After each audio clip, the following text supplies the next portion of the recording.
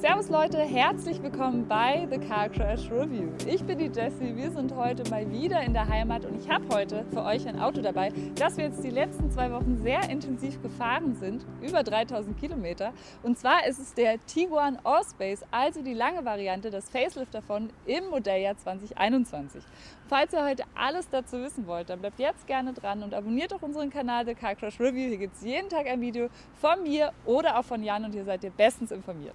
Was werden wir gemeinsam machen? Wir werden nicht nur über unsere Alltagstauglichkeit sprechen, wie der so im Alltagscheck war, sondern wir werden ihn auch gemeinsam fahren. Ich werde euch den Kofferraum zeigen. Wir haben hier die 7-Sitzer-Variante und auch den Innenraum. Jetzt dranbleiben, falls euch das interessiert, und dann gehen wir erstmal los und schauen uns etwas genauer an. Kommt mit!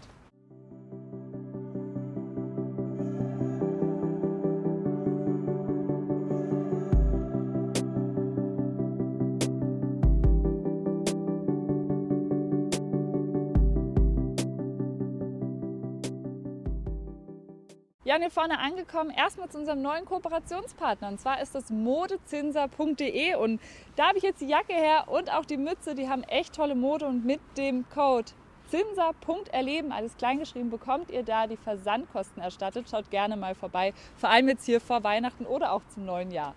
Und jetzt sprechen wir hier über das Facelift des Tiguan. Den gibt es ja jetzt als Allspace-Variante seit 2017. 2020 kam dann das Facelift vom Tiguan auf den Markt und hier haben wir jetzt das Facelift vom Allspace. Was heißt lange Variante? Der ist 22 cm länger. Den gibt es optional als 7-Sitzer. Hier haben wir sogar den 7-Sitzer. Und der Radstand ist 11 cm länger, heißt sehr viel Platz. Was hat sich im Facelift alles geändert? Beginnen wir mal mit den Leuchten. Serienmäßig haben wir jetzt hier LED-Leuchten. Optional das IQ-Light, das haben wir jetzt hier auch drauf. Was bedeutet IQ-Light? Das ist ein Matrix-LED-Licht, was beispielsweise den Gegenverkehr abblendet, aber auch Schilder anblendet. Damit fahrt ihr dann permanent mit Fernlicht. Und eine Besonderheit, die wir jetzt beim Allspace haben, ist, dass wir jetzt hier diese durchgehende Leuchte haben, die einmal quer durch den Grill geht. Die gibt es übrigens beim Tiguan nicht, sondern nur bei der Langvariante, also hier beim Allspace. In der Mitte dann VW-Logo, ist auch ebenfalls neu, und wir haben jetzt hier unten den Stoßfänger noch etwas angepasst. Ebenfalls angepasst ist dann auch der Kühlergrill hier vorne.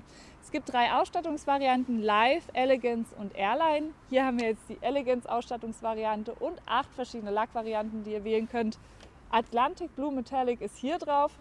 Kein Aufpreis, kostet einfach nur das normale Uni-Weiß. Ich finde die Farbe aber sehr schön, denn die ist relativ zurückhaltend, aber trotzdem irgendwie schick. Wenn wir jetzt hier an die Seite gehen, sprechen wir mal über die Maße. Und ich habe euch ja schon gesagt, das ist jetzt der lange Tiguan, heißt 22 cm länger. Insgesamt 4,73 Meter lang, 1,84 Meter breit und 1,69 Meter hoch. Weiterhin haben wir jetzt hier einen Radstand von 2,79 Meter, auch 11 cm länger eben als beim normalen Tiguan. Und das bringt viele Vorteile mit sich, heißt mehr Platz auf der Rückbank, aber eben auch im Kofferraum. Technisch gibt es jetzt auch ein paar Optionen, die ihr wählen könnt. Ihr könnt für 1.000 € ein adaptives Fahrwerk hinzu konfigurieren. Ihr könnt aber eben auch, wenn ihr möchtet, das Sportpaket dazu konfigurieren. Dann ist das Fahrwerk ein bisschen sportlicher und ihr habt eine Progressivlenkung mit dabei. Progressivlenkung gibt es aber auch einzeln als Option für ungefähr 250 €. Wir haben jetzt hier die 4Motion-Variante mit dem größten Diesel. Über die Motoren erzähle ich euch später noch ein bisschen mehr. Den gibt es aber auch frontangetrieben, ebenfalls Allradangetrieben. Wir haben jetzt hier eben die Allradangetriebene Version. An der Seite seht ihr jetzt hier, Allspace steht an der Seite. Wir haben jetzt hier eine Plastikbeplankung um die Räder, 17, 18, 19 oder 20 Zoll Felgen in der Wahl. Hier haben wir jetzt schön große Felgen mit 20 Zoll. Große Auswahl vor allem, finde ich jetzt hier auch sehr schön konvex geformt. In der Mitte dann auch nochmal das VW-Logo. Und ihr seht jetzt auch, wir sind Offroad damit gefahren. Wir waren im Schlamm unterwegs. Wir hatten jetzt nicht das beste Wetter und da hat er sich sehr gut gestanden. Beim Fahren sprechen wir noch ein bisschen genauer drüber. Spiegelkappen jetzt hier auch nochmal in einem silberfarbene Umrandung um die Scheiben jetzt hier. Dachreling ebenfalls in so einem Chrom. Ich finde, es passt schon sehr gut eben zu dem Blau. Von der Seite zurückhaltend, der fällt nicht auf. Ist aber durchaus praktisch, weil wir eben sehr viel Platz haben. Wir gehen auch gleich gemeinsam noch auf die Rückbank. Und jetzt schauen wir uns mal hier das Heck an. Am Heck sind auch die Leuchten übrigens, wenn man das IQ-Light nimmt, durchwischend. Heißt, wenn man blinkt, wischt es durch, genauso wie auch vorne, eben aber nur bei der Option. 4Motion steht hier jetzt drauf, in der Mitte dann Tiguan, und wir haben jetzt hier dann nochmal die Allspace-Variante deklariert an der Seite. Was Neues am Facelift ist auf jeden Fall der Stoßfänger hier unten, der ist ein bisschen größer, stärker geformt. Wir haben hier dann auch noch Fake-Endrohre bzw. so Blenden, dass das ein bisschen schicker nach außen aussieht. Wird man die echten sehen, fände ich es jetzt vielleicht ein bisschen besser, denn sowas macht bei mir eigentlich nur Sinn, zumindest für mich, wenn man einen Plug-in-Hybrid anbietet, dann kann man sowas andeuten. Wir haben ja aber keine Plug-in-Hybrid-Variante, sondern eben nur Benziner und Diesel. Hier hinten VW-Logo, Tiguan steht hier nochmal drauf und öffnen tut man den nicht hier am Logo, sondern hier unten muss man einmal draufdrücken. Und hier kommt jetzt das große Kofferraumparadies zu Vorschein. Erstmal sprechen wir aber über unseren Kooperationspartner Motul und vielleicht sagt euch das was. Die machen Motoröl, aber haben jetzt auch eine neue CarClean-Serie auf den Markt gebracht. Die ist wirklich sehr gut, damit machen wir unsere Autos auch sauber. Schaut da gerne mal vorbei. Ich packe euch unten den Link bei uns in die Beschreibung. Machen wir jetzt hier sehr praktisch rein, das geht schon fast unter hier in dem großen Kofferraum. Bei der Allspace-Variante, also der Langvariante, haben wir jetzt 760 bis 1920 Liter beim 5-Sitzer. Beim 7-Sitzer, den wir jetzt hier haben, sind es 700 Liter und beim normalen Tiguan sind es dann 615 Liter. Heißt, ihr habt hier schon mal einen sehr großen Kofferraum. Ihr seht auch schon, wir haben den ausreichend benutzt, haben gerade übrigens auch einen Sportwagen bei uns und ich habe meistens zu Jan gesagt, bitte Jan, lass uns doch den Tiguan nehmen, da ist mehr Platz drin. Dann kriegen wir vor allem auch unsere Koffer und unsere Pakete, die wir jetzt zur Weihnachtszeit zurückgeschickt haben, wieder hinten rein. Jetzt zeige ich euch erstmal die Möglichkeiten, die ihr hier habt. Einmal diese Auflage, die man so rausnehmen kann. Und ein cooler Trick ist, dass man die einerseits hier einspannen kann. Ihr seht es jetzt hier. Heißt, hier unten kann man dann nochmal was fester verstauen. Aber was ich noch viel besser fand, ist, dass man das jetzt so rum hindrehen kann und auch so reinschieben kann. Hier unten, ihr seht ja, diesen 2 Stufen oder 2 Ebenen. Und wenn ich das jetzt hier reinschiebe, seht ihr, dass es hier bündig mit eben der Kante abschließt und auch hier unten. Was ich sehr gut finde, hier ist es dann auch nochmal ein bisschen geschützt. Was wir auch haben, ist da oben nochmal so eine kleine Sicherung. Wenn ich die jetzt hier nach hinten mache, geht hier auch gleich der Gurt mit. Das soll natürlich nicht so sein. Die ist ein bisschen schwer hier rein zu fisseln. Das ist ein kleiner Kritikpunkt. Wenn man das aber mit ein bisschen Gefühl macht, funktioniert das auch. Wir heben die jetzt aber raus, weil ich möchte euch natürlich das Wichtigste hier hinten zeigen. Und zwar die 7 Sitze. Heißt, ich mache das jetzt hier mal schnell raus. Funktioniert sehr einfach. Auch wenn man so klein ist wie ich, das gehört ja auch immer dazu, das zu sagen. Ich lasse es jetzt hier unten mal liegen. Und wir können jetzt hier super cool einerseits eine Möglichkeit runterklappen, um unseren Einkauf da einzuhaken. Können aber hier auch so eine kleine Taschenlampe mit rausnehmen, mit der man dann beispielsweise, wenn man nachts unterwegs ist oder eine Nachtwanderung macht oder vielleicht auch eine Panne hat, gibt es ja auch mal, eben dann noch ein bisschen Licht mit dabei hat. Und auf der Seite haben wir jetzt eine 230 Volt Steckdose und auch eine elektrische Anhängerkupplung optional. Ich mache die euch gerne mal auf, wenn Jan dann kurz auf die Seite geht. Und dann schaut ihr mal da unten hin, weil dann seht ihr jetzt, dass sie eben mit rausfährt. 2,5 Tonnen Anhängelast. Das ist gut, damit kann man jetzt auch bei den Kiddies eben die Pferde ziehen oder eben auch ein kleines Boot oder was man sonst für Hobbys hat. Generell ist hier sehr viel Platz. Auch hier wieder sehr einfach reingefahren. Man macht sich die Hände auch nicht so schmutzig. So. Und was ich euch jetzt zeigen möchte, ist, wie man die Rückbank da umklappt. Und da muss ich mich jetzt nicht ätzend irgendwie reinhängen, sondern ich habe hier diese 2 Haken, an denen ich ziehen kann. Und dann klappt eben die Rückbank um. Plus, wir können jetzt hier gemeinsam auch die 7 Sitze ausklappen, nämlich die 3. Sitzreihe. Kostet übrigens 750 € optional. Mache ich jetzt gerne mal mit euch. Einmal hier und einmal hier. Geht auch ganz einfach und dann seht ihr jetzt hier eben die 2 Sitze. Man kann die hier aber auch ganz einfach wieder von hinten zurückklappen, wenn ihr das möchtet. Ich würde sagen, ich lasse es jetzt mal so, denn wir gehen jetzt gleich gemeinsam auf die Rückbank und ich setze mich einmal in die 3. Sitzreihe und dann auch nochmal in die 2. Sitzreihe. Heißt, ich bin 1,64 Meter groß und dann schauen wir mal, wie viel Platz ich da hinten habe. Kommt mit! Eine Sache, die jetzt noch sehr cool ist, man kann hier auch noch die Rückbank nach vorne und nach hinten schieben. Da gibt es jetzt da unten die Möglichkeit, das zu machen. So einfach geht es dann auch. Ich gehe jetzt hier mal rein und ich hoffe, ihr kommt mit. So, und ihr seht jetzt, es ist okay, hier passen auf jeden Fall 2 Kinder hin. Was wir auch haben, ist die Möglichkeit, hier die Kopfstützen noch hochzuschieben. Heißt, die sind auch sehr bequem. Sehr aufrecht stehende Sitze, aber hier in der Mitte mit einem Mikrofaser, außen dann nochmal mit einem Stoff. Die sind okay. Hier an der Seite dann auch nochmal 2 Cupholder, zur Ösen dann auch nochmal. Und hier die Möglichkeit auch noch, falls man keine Kinder mitnimmt, eben die Kleiderbügel aufzuhängen. Ihr seht die Platzverhältnisse, ich bin jetzt 1,64 Meter groß, das ist okay. Hier auf der Seite ist es vielleicht auch noch ganz interessant zu sehen, wenn die Bank dann vorgeschoben ist, ist es durchaus ein vollwertiger Sitzplatz und ich stoße auch nicht oben an. Jan ist aber ein bisschen angestoßen. ja, eure Kinder, die da hinten sitzen, sollten nicht zu groß sein, beziehungsweise man muss eben verstehen, dass es nur Notsitze sind. Ich komme jetzt mal wieder raus.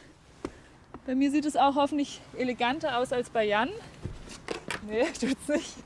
Jetzt machen wir hier hinten mal noch die Rückbank wieder nach oben und ihr kommt jetzt mal mit.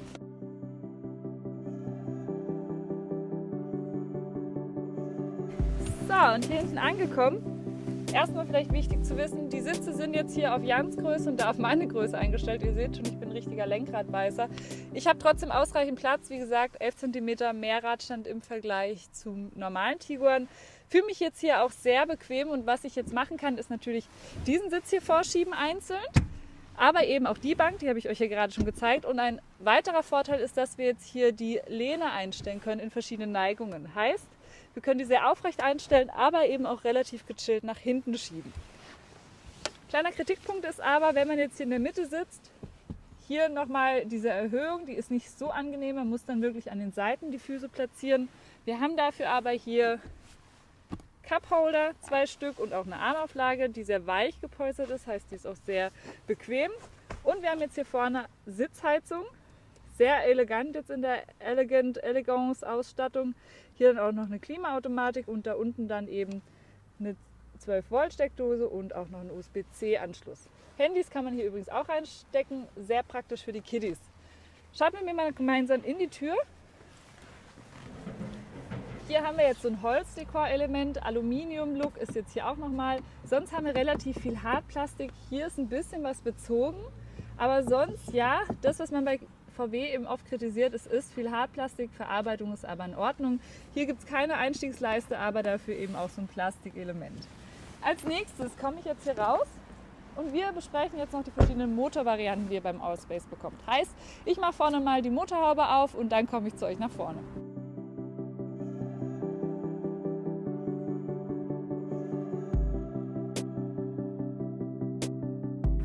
Ja, und hier vorne angekommen, fangen wir vielleicht erstmal mit den Benzinern an. Und zwar gibt es da einen 1,5 Liter TSI mit 150 PS oder dann 2 Liter Benziner mit 190 PS oder 245 PS.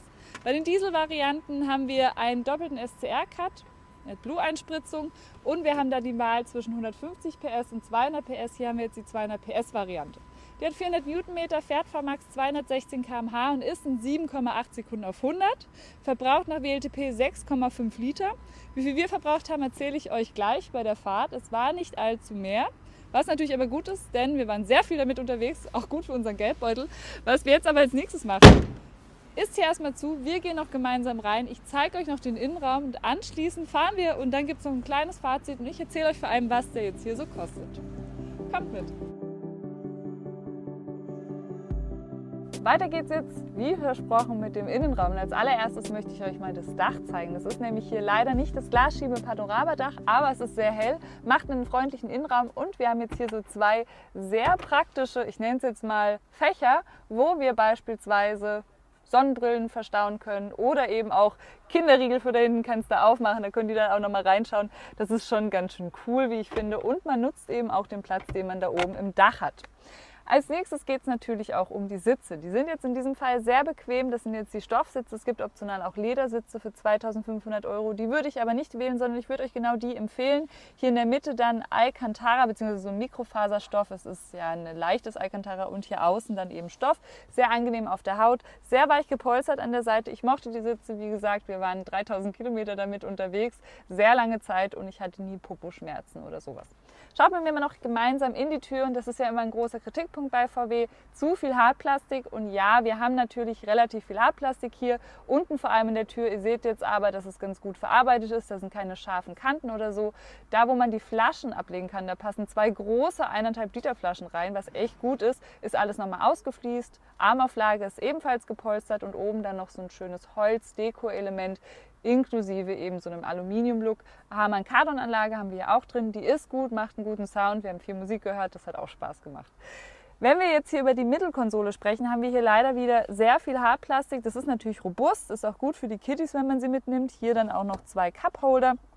Die fand ich ehrlich gesagt nicht so gut bei der Fahrt, denn wenn man die jetzt mal hier rausklappt, ich zeige euch mal, wie das geht, einmal so und jetzt hier seinen McDonalds-Becher reinschieben möchte, muss man schon ganz genau treffen, dass das auch funktioniert. Fand ich jetzt nicht so gut. Hier dann noch ein großes Fach, um was anderes zu verstauen. Wir hatten da meistens noch irgendwie eine Cola-Büchse oder so mit dabei. Und dann haben wir jetzt hier das 7-Gang DSG mit dem Gangballhebel, hier oben mit Plastik, hier unten dann der Schaltsack in einem Leder. 4Motion steht jetzt hier. Hier habt ihr die verschiedenen Modi, die wir jetzt bei der Fahrt besprechen werden. Start-Stopp-Knopf ist hier.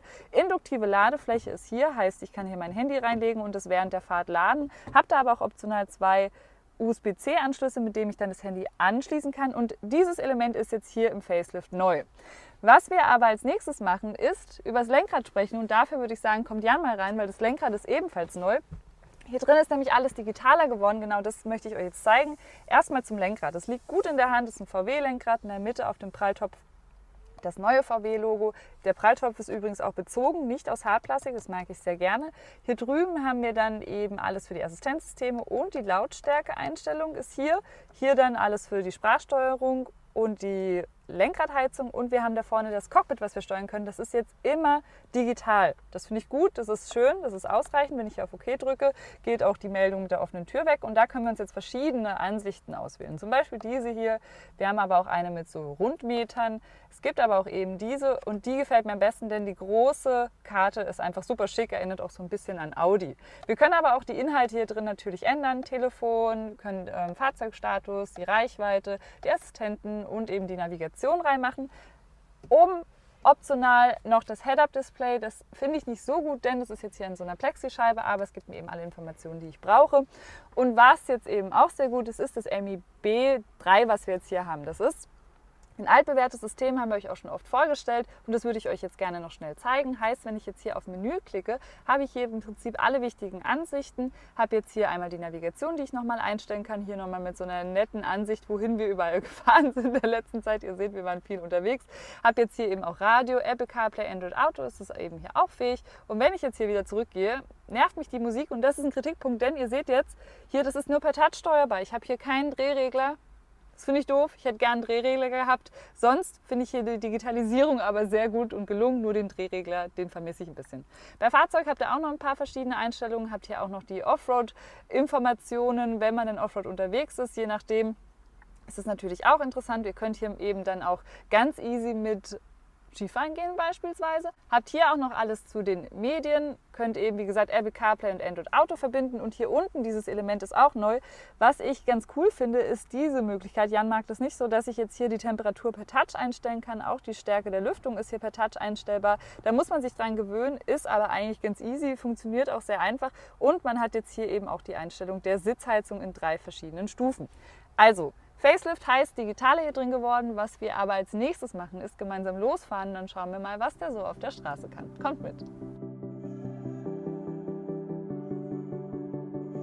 Weiter geht's jetzt mit der Fahrt. Als allererstes möchte ich euch erzählen, dass ich mich direkt wohlgefühlt habe. Warum ist das so? Weil ich mir das Lenkrad hier sehr flexibel einstellen kann. Nach oben, nach unten, kann es aber auch zu mir ziehen und auch ins Auto reinschieben. Ist besonders gut mit meinen 1,64 m, weil ich sitze hier relativ hoch. Habe aber eben trotzdem die Möglichkeit, sehr angenehm am Lenkrad zu sitzen. Als allererstes starten wir jetzt hier gemeinsam den Motor da unten auf dem Start-Stopp-Knopf. Ich drücke gleichzeitig die Bremse, der Motor startet und vorne fährt jetzt die Plexiglasscheibe vom Head-Up-Display hoch. Die ist okay, die ist natürlich jetzt nicht super schön. Man kann hier auch so ein bisschen dran rumfummeln, dann hört man, dass es richtiges Glas ist. Aber sie gibt mir alle Informationen eben in mein Sichtfeld, die ich brauche. Deswegen ist sie deutlich praktischer, als eben keine zu haben. So, als nächstes möchte ich euch die Rückfahrkamera zeigen. So sieht sie aus. Sie ist jetzt nicht die schärfste, aber sie gibt mir hier mit den Hilfslinien ausreichend Informationen über das Rückwärtsfahren. Ich habe ja auch eine 360-Grad-Kamera, die mir jetzt zeigt, wo ich hinfahre. Und falls das nicht reicht, habt ihr hier auch nochmal verschiedene Perspektiven und Hilfen, je nachdem, in welche Richtung ihr fahrt. Runtergeschaltet in den D in unserem 7-Gang DSG suchen wir uns jetzt erstmal einen Fahrmodus aus. Wir gehen jetzt mal hier normal und bleiben sportlich, denn ich möchte gleich mit euch durchbeschleunigen. Wir fahren jetzt hier gemeinsam los. Und interessant ist natürlich auch zu sagen, dass ich hier sehr hoch sitze, eine sehr gute Rundumsicht habe. Und das war jetzt beispielsweise auch für meine Freundin Alex sehr gut, denn sie könnte da hinten die Kiddies genau sehen. Sie hat auch hier über die Straße eine gute Rundumsicht. Für mich ist es natürlich auch sehr angenehm. Und was wir jetzt als erstes machen, ist gemeinsam durchbeschleunigen. Beschleunigung ist hier angegeben bei 7,8 Sekunden auf 100. Ich bremse mal ein bisschen stärker. Achtung, Jan. Ja, die Bremsen sind auch sehr gut. Und jetzt drücke ich mal aufs Gas und wir schauen mal, was der kann. Ja, Das ist gut. Wir sind auch gleich schon auf 100 und auf 100. Das geht zackig. Das ist in Ordnung. Der Motor wird auch nicht zu laut. Wir haben eine angenehme Schaltreihenfolge. Das heißt, der dreht auch nicht zu laut, auch wenn wir jetzt im Sport sind. Und das ist schon ganz gut. Natürlich haben wir hier den größten Dieselmotor. Ihr bekommt den ja auch noch mit 150 PS bzw. kleinere Benzinvarianten, falls euch das jetzt zu viel ist.